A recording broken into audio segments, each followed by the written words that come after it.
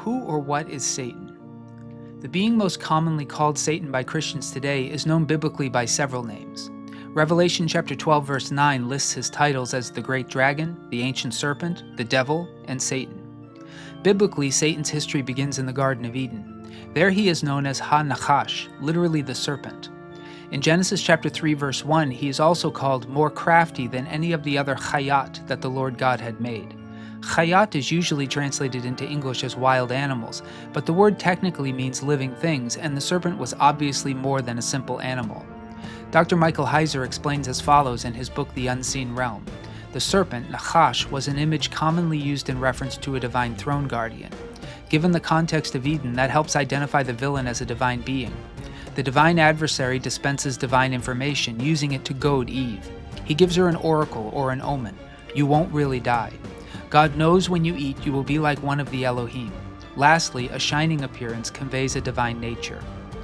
Throughout the First Testament, reference is made to God's establishing, working with, and judging a council of spiritual or angelic beings. Psalm 82 verse 1 has called this group a Dat El, a company or congregation or council of God. God's judgment of these beings has been described in that passage as follows. God has taken his place in the divine council. In the midst of the gods, literally Elohim, he holds judgment. The Garden of Eden was a meeting place for God's divine council on earth.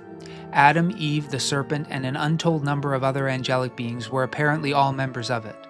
The serpent, who would later be called Satan in the New Testament, was the first to rebel against God by goading Eve to eat from the tree of knowledge in the garden. His rebellion would later spread among humans on earth and among the remaining angelic members of the council, leading to the events which preceded the flood. God did not intend the flood to end this rebellion, only to delay its progress. In the aftermath, Satan continued to foment rebellion against God, and by the time of Jesus, in a speech preserved in the Gospel according to St. Luke chapter 4 verse 6, he claimed that the glory and authority of all Gentile nations had been given over to him. Who or what is Satan?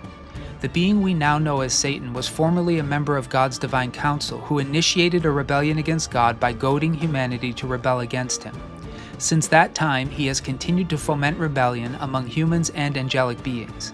He is the spiritual inspiration behind the national superpowers throughout history, including the final beast described in the book of Revelation, and he and his rebellion will be defeated finally by Jesus in the events following Jesus' second coming.